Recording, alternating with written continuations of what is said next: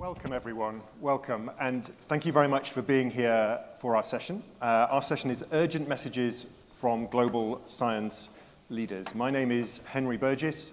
I am the head of the National Environment Research Council Arctic Office in the United Kingdom, and I am also the president of the International Arctic Science Committee. It's a great pleasure to be joined by the directors here on stage of three of the leading polar science research organizations in the world, and directors who are scientists, senior scientists in their own right. For this session, we've asked the leaders to highlight a specific area of the Arctic environment where there will be a significant global impact from environmental change. And in their talks, to present the latest findings on the scale and impact of that change, and where possible, to address what's potentially the most important issue here, the tipping points in each of those areas, the point beyond which we risk catastrophic change in both the Arctic and in global impact. And then to finish with some urgent messages for us as science leaders, for you as science leaders, and for you as policy and decision makers and beyond. So I don't want to take any more time. I want to give the focus to our science leaders, and we will start with Roberta Marinelli. Roberta is an oceanographer and director of the Office of Polar Programs at the National Science Foundation in the United States. Roberta, you've chosen permafrost as your topic to highlight to us today. Thank you very much. Thank you, and we have a slide controller. Great. Okay. We're all delighted to be here. Thank you very much for having us. I realize it's a tough set of topics to follow, a wonderful food session, but we're going to do our best to enlighten you and hopefully inspire you to action. As an oceanographer, I've logically chosen permafrost as my topic.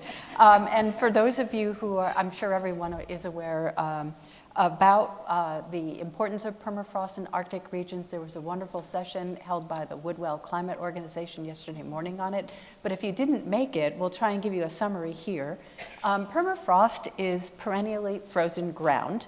And in the northern hemisphere, it's about 25% of the landmass, but it occurs in other places. It occurs also in frozen seas, where the seabed is also frozen. But in the Arctic region, it's primarily tundra, and that tundra has a lot of vegetation both above ground and below ground, and so it is a massive reservoir of carbon storage. And some of the photos that are shown here show what permafrost looks like. You can see the layers on the photograph on the left, and then some of the things that happen when permafrost starts to thaw, as it's currently doing in the Arctic. You get slumping and the creation of lakes as water that is wet and melted seeps into reservoirs. So what is the problem with permafrost outside of what we see with local instabilities?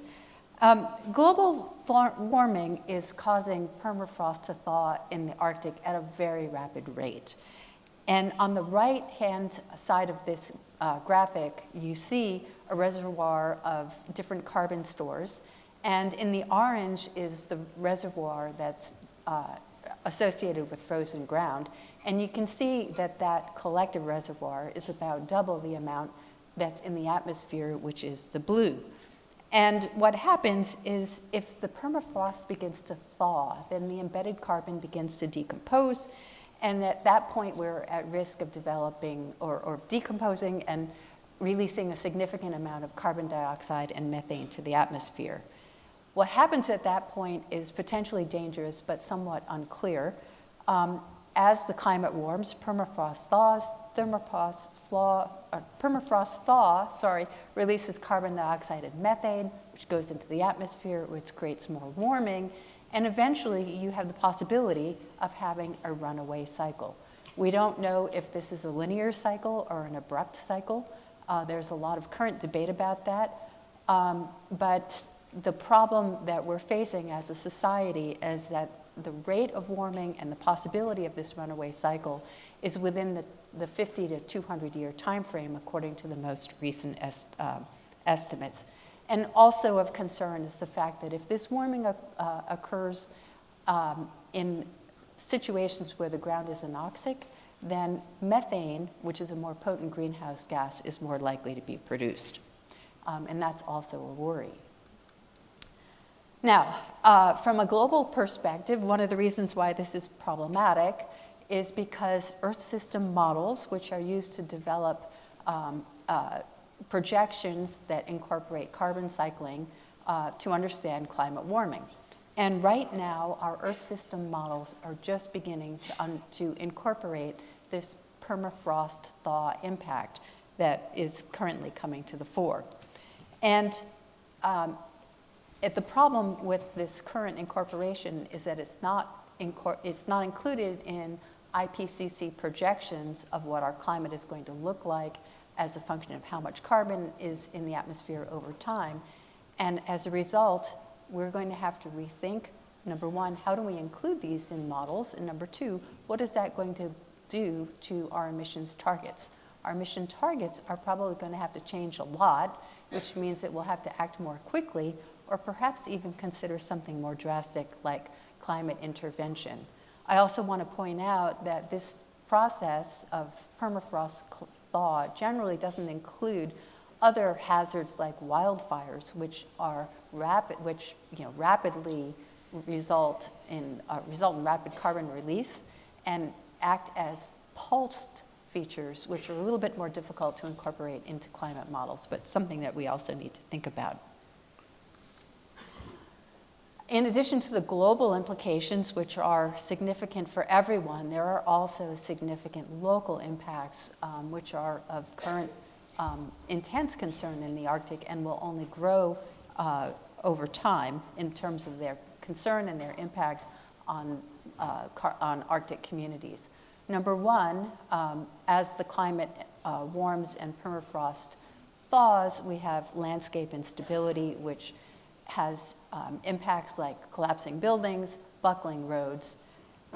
In addition, the leaching of nutrients and sediments into Arctic waters means that ecosystem resources upon which Arctic communities depend will be impacted.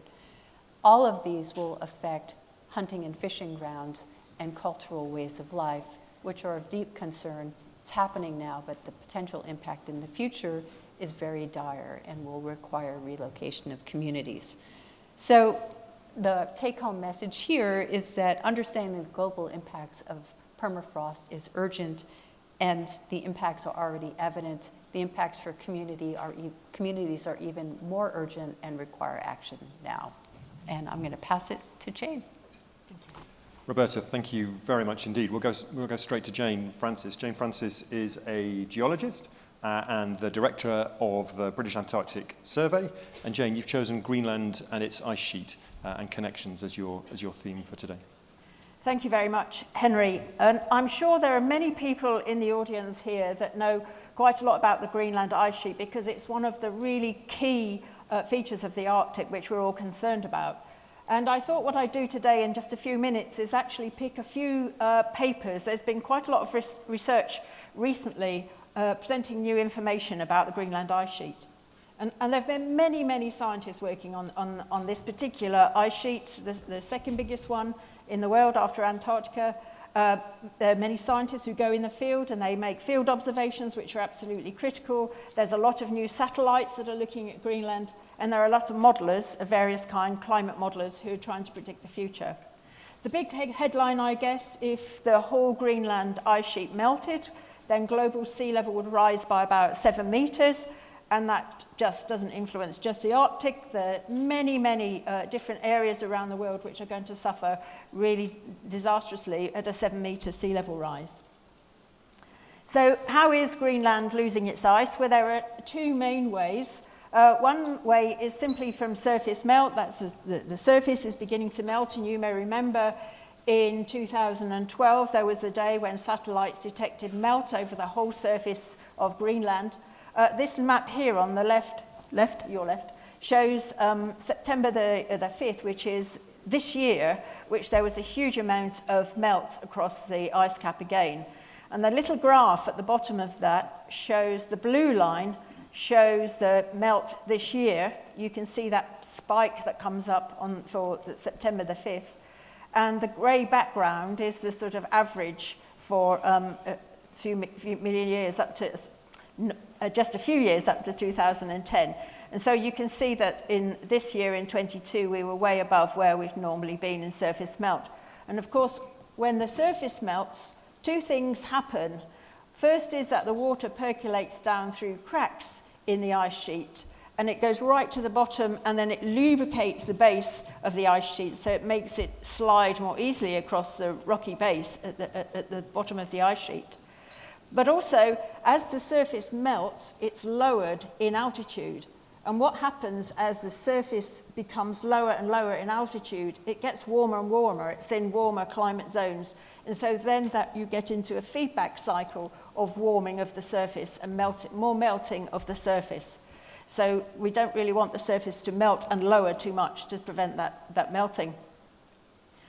Some people think the biggest impact, though, is through the glacier retreat in the fjords. So what's happening in the fjords is that global warming is warming the North Atlantic Ocean, and that warm, salty water is attacking the ice front of these fjords, sort of near the base, and eroding near the base and causing the front to collapse and generate icebergs, which are a great feature in some fjords in Greenland, but actually what they represent is the breaking down of that ice front. And so this is releasing huge amounts of ice into the ocean year upon year. And the Jakobshavn here is one of the fastest retreating glaciers in the world. And this is a graph that's generated by satellite observations, the grey satellites which look at gravity. And you can see, as you watch that graph, you'll see that there are big yellow patches turning to red, which demonstrates how the ice mass has been changing. And I think the one thing to take away from this diagram is just to show that the ice mass has been decreasing continuously since 2002. It really is on a slope downwards, and the mass is decreasing. And that does mean that lowering of the surface and the warming and continuous melting. So this is where the tipping points comes in. So the diagram on the left-hand side was published just a couple of weeks ago in a scientific paper. And you can see here that they've listed I think it's 16 tipping points here.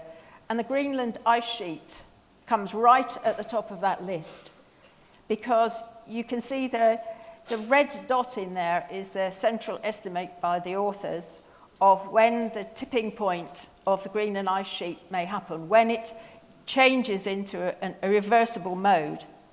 And it may be, you see the red bar on there, it may be that it already is in a tipping point mode and that it already is on a pathway to an irreversible collapse.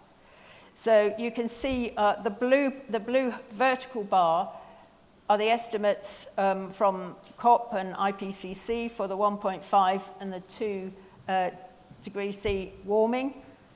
Those really are too high even now for the Greenland ice sheet, and the estimate that the authors put on ranges, you can see here, from 1.5 degrees, which we are predicted to hit. I mean, at 1.1 degree C warming now, so 1.5 isn't that far away, and I wonder whether we really can hit that. The COP last year, at COP26, it was shown that we really are aiming probably for about 2 degrees centigrade at what we're actually planning to do across the world. So the Greenland ice sheet, really, I think, we really need to keep an eye on it. The good news, if there is good news, is that the time span for this to happen is estimated by the authors as quite a huge range, so there's lots of work to do on the model to predict this, from about 1,000 years to 15,000 years. You may see some statements which say that the ice sheet is going to completely collapse within 1,000 years, so by the year 3000, the ice sheet may have gone. That's the extreme limit. But I think 15,000 years is their upper limit from their models at the moment. And that, they say, does give us a bit of time to think about how we can mitigate these losses. It will leave the Earth when the Greenland ice sheet collapses, if it does collapse, if we don't do anything about it, as an Earth with only one ice sheet on Antarctica, and we haven't been in that kind of state for millions of years, so it will make a fundamental change to Earth systems. Jane, thank you very much indeed. We'll go on to our final speaker, Antje Boetius. Antje is a marine biologist and the director of the Alfred Wegener Institute in Germany. And Antje, you've chosen sea ice as your theme to highlight today. Thank you. Yes, thank you. For marine biologists, sea ice matters because it's the habitat of a huge amount of endemic species in the Arctic. The walrus that rests on it, the polar bear that walks on it, and then all of the under-ice life that depends on it, including the Arctic deep sea life. But what I want to point out is following up on Jane's and Roberta's pointing to tipping points. When you look at that recent paper of McKay et al., you see that the sea ice loss, and especially the regional Barents sea ice loss, is also already at the brink of being reached, of being the next tipping point, meaning that once we've crossed it, it is really hard to gain it back. So what is actually happening here? We are talking a lot about sea ice fate, and I know that here at the Arctic Circle there's again and again discussions, can we not save the sea ice? Can we not stop it from thawing? We're looking at summer sea ice, at winter sea ice loss, and when you look at the two, the regional Barents Sea ice loss is very close. The total Arctic winter sea ice collapse is still far away, but actually within the range of possibilities. So I'm focusing now on the Barents Sea ice threshold, that is, again, at around 1.6 degrees, so in reach, actually within 7 years in reach, according to the CO2 emissions of today, and a time span for the transition of about 25 years, so most of you will actually see it happening. What you need to know is that beyond atmospheric and ocean warming, so all of the complex Earth system relationships and feedback mechanisms that influence the fate of sea ice, there is one surprising relationship that by now all climate models have discovered. And that's the direct linear relationship between CO2 emissions and the fate of the sea ice. That means that warming of Earth to the effect of CO2 and methane in the atmosphere is so direct that it is actually almost good news, because you can say to everyone, if you save a ton of CO2, you have actually saved 3.1 square meters of sea ice. So that's a very direct link that we all can thrive for by saving CO2 emissions. On the left side, you see the energy increase that results in that fast warming that we have observed the past few years. And as I said, by that warming relationships and the feedback mechanism from the ever-thinning ice, we might all experience an ice-free summer within our lifetimes. The winter ice gives a lot of enigmas. In winter, ice freezes back just because of the coldness. And that's, in a way, good news. Here you see the first full winter set of data. In dark blue, the surface of the Arctic Ocean that cools dramatically, and especially when there's open water, so no shielding of snow and ice, the water can cool immensely. The platelet ice is actually a very important part of the story of keeping ice and regrowing it every winter. If we could make platelet ice grow faster and have a nuclei for that ice, that might actually be a climate engineering hack that is worthwhile thinking about. But you have to understand that our observations today really matter to understand the behavior and resilience of sea ice, and we are missing so much winter ice observations. Just take this one recent finding from the Mosaic expedition. The black line that you see here is the famous Nansen free drift law that says that wind is driving sea ice drift, and about 2% of the wind speed is the ice drift speed. In red is the summer ice for which we have observations. In blue, the winter ice for which we are just beginning to have observation, and it behaves very differently. So the science observations are needed to understand the resilience of the winter ice. And we need to think about this globally. The sea ice paradox that concerns all Earth system scientists and marine biologists alike is that we have really good climate models, Earth system models that predict how Arctic sea ice behaves. It's actually always a bit faster than we are predicting it would change, but we were really struck by this inability to predict Antarctic sea ice extent. But now, with all the observations we have, we can say that the 40 years of Arctic summer sea ice decline is now repeated by Antarctica in just the last 2 years. And what does it mean to us globally? If both poles behave according to our Earth system models, it puts another tipping point on the map. So we want to end and discuss with you now in the next few minutes some of the urgent messages we give to you. And we really ask you to understand that there was no time ever in the history of mankind where global leadership was in such a demand for the size of the global problems. If you think about the situation that only by international interaction we would be able to stop that type of tipping point approach that we've just presented, you understand that it's all about leadership. And the Arctic, you have to understand, is really our sentinel. 3 tipping points, and there are more on the list. This is all about the Arctic. So it's a sentinel for Earth system behavior, and we must be out there. There must be presence of scientists, observers, people who report what they see to understand the global consequences. And please, and that's what we want to discuss with you, understand that scientific observation of the great enigmas of the Earth system are part of the solution. Thank you. Thank you very much indeed. Thank you.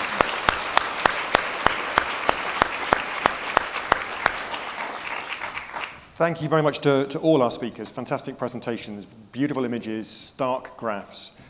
We have the best part of 10 minutes now for questions and discussion with you in the audience. So this is your opportunity to pose questions to our leading climate Arctic scientists.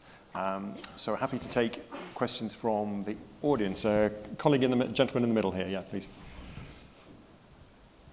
I would ask, because time is tight, for questions rather than comments. Yes, exactly. My name is Antje. I'm from the Technical University of Denmark. And I spend a lot of time researching tipping points. From a scientific point of view, we are asked by our funding agencies not only to talk about the tipping points themselves, but also to think about mitigation processes, which has led to a lot of very well-intentioned but half-baked ideas coming forward. Could you comment on that sort of trend, please? Do you want to do that one? Okay. Yeah, that's really critical. I mean, the really big knob that we can all turn is CO2 and methane emissions, and we all 3 of us refer to that. There's nothing as efficient to take care of the future than stepping as fast as we can out of fossil fuel, but in an intelligent way, so that the ones that are doing this are not causing more CO2 and methane to be emitted anywhere else on Earth, because it just matters for the global total emission budget to the total atmosphere. Mitigation can be, on a small scale, various things. We must have a strong nature that is good in taking up CO2 and not letting methane go. And there are various aspects of that. A lot of the nature, the trees, the kelp, the seagrass, are good at that, and we must have more of that nature capacity. Physical solutions are very difficult to come across because they work at a scale that are hard for us to tackle, but doing the research to find out how we can really end the warming or halt it are welcome. Mitigation is also concerned to structures that help us get rid of the effects, the immediate effects of sea level rise, dam building, protecting people, deciding where people build their new homes. All of that matters for a future that is so close by that anyone who knows how long infrastructure building takes, we know that we have to protect people. Thank you. I would just add that in any kind of mitigation or climate intervention, another piece of really critical research is understanding what the positive consequences are and what the unintended consequences are. And in areas such as climate intervention, some of the unintended consequences are potentially very large and have a number of ethical considerations that I think we all have to consider. And so it is an active area of research. I would encourage people to think about it and to think creatively because it is something that we will have to consider implementing, I think, in the near future, particularly the mitigation aspects in terms of helping people live in the environments where they've lived for a long time and where the options for relocating are very poor or perhaps not very well charted. Yeah. Thank you. Jane? Just to say, like Antje said, the main driver of climate warming is carbon dioxide. Carbon dioxide is going up and a few other greenhouse gases. And I think anything else we do is only touching that system in a very short term and very lightly, because the whole point about carbon dioxide that we've tried to say is that it's part of quite a complex Earth system, and you can't start trying to play with one bit without understanding how it all interacts. The oceans are interacting with the atmosphere, interacting with the biosphere. It's all part now of a big cycle. And I do think we have to be very careful that we don't fiddle with one bit and then create more problems. We've got too much carbon dioxide in the atmosphere. If we want to go back to where we are in a glacial world, humans evolved in a glacial world, is that where we want to stay? If we want to stay in that world, we've got to stop putting carbon dioxide in the atmosphere almost today, because there still will be continuous impacts for a few hundred years, and then we have to take out what we've already put in. And then we need to do more thorough scientific research into things like carbon capture and storage, and promoting some of the natural cycles, as Antje said, that already take carbon down. Great, thank you very much indeed. Further questions? At the front here, yeah, thank you. Hi, I'm Marit. I'm from the University of Iceland. I'm a student there. Earlier in the investment session, someone suggested that the sea ice melting is actually good for business. I know you're not businessmen, but maybe you understand this phenomena better than they do. Is it really good for business? Just to have it clear. Sea ice. Well, it depends what business you're in. I don't know, if you are, digging graves business, for example, you might be happy about losing sea ice. Actually, the sea ice has so many feedback mechanisms besides the climate and weather extremes that we are beginning to uncover. As I said, sea ice is the home of so many species that we will lose that are part of a natural network of life that we all depend on. It affects all kinds of cohabitation we have with our environment, that we just would be in a different world. So what businesses can profit from less sea ice? There is this fantasy about easier, better navigation with less sea ice. And okay, for icebreakers, the weakening sea ice allows us at times, as we've shown during Mosaic, that you can get really fast from Iceland to the North Pole or from Greenland. But the effects on where people live, melting sea ice means the coasts are no longer protected against winds and waves. The melting sea ice actually accelerates the permafrost loss that Roberta has focused on. The melting sea ice takes away the shielding, the barrier of the shelf ice of Antarctica, speeding up sea level change. And sea level change is affecting half of all of humanity by 15th of November, 8 billion thereof that live close to the coast. So I wonder what business that is. Even the insurance is business that usually are winners of all kinds of extremes that happen to humanity, are not happy about the rapidity and the inability of prediction. So maybe the business winners that are here in the room can meet me afterwards to discuss this out.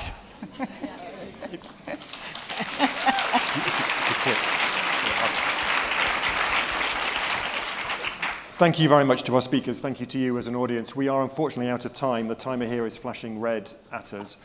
Thank you for your questions. Thank you for your participation. All our speakers will be here for the next day or so, so please do collar them in a session. The lesson for me from all of this is that the need for continued observations, better monitoring, better international science collaboration is stark. And from an international Arctic Science Committee perspective, from all our nations, we pledge that we will commit and continue that international collaboration for science and for the globe as best we possibly can.